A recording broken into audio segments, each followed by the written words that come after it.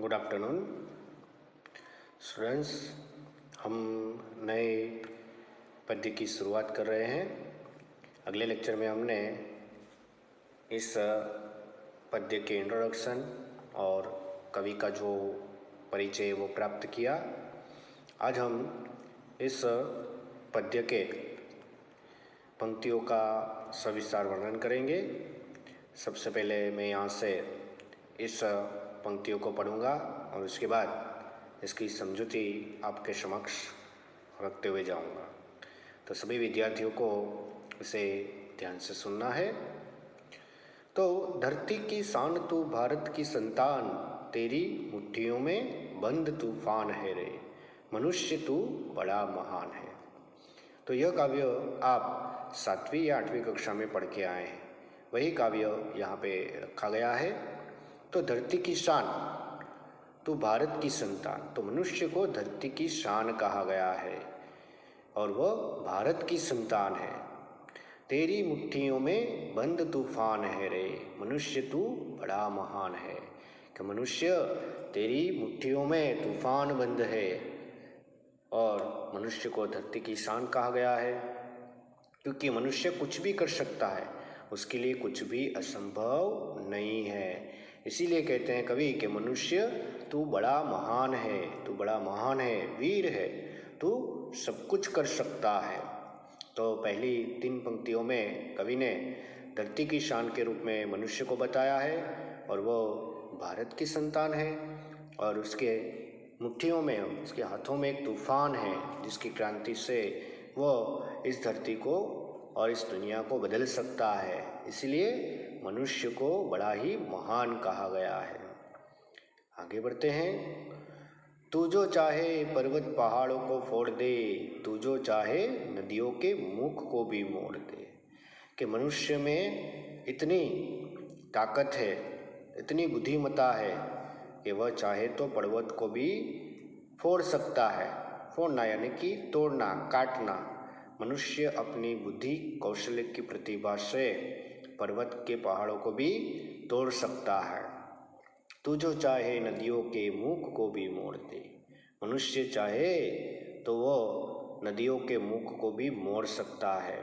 जिस तरह से आप देख सकते हैं कि मनुष्य ने अपनी बुद्धिमत्ता से कई ऐसे पर्वतों में से सुरंग निकालकर रास्ते बनाए हैं, उनको तोड़कर एक नया रास्ता सरेआम किया हुआ है।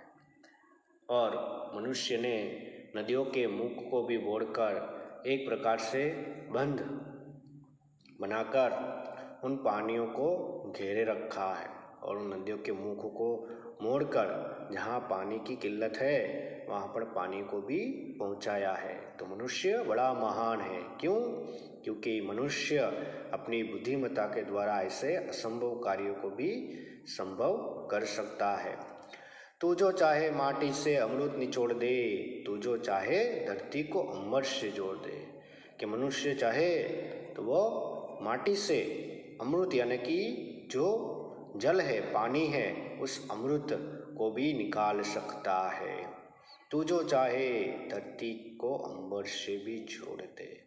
कि मनुष्य चाहे तो इस धरती को जमीन से भी जोड़ सकता है, इस धरती को जो आकाश है उसके साथ भी जोड़ सकता है। अभी आप कहेंगे कि धरती और आकाश तो मिले नहीं हैं, फिर उससे कैसे जुड़ सकते हैं?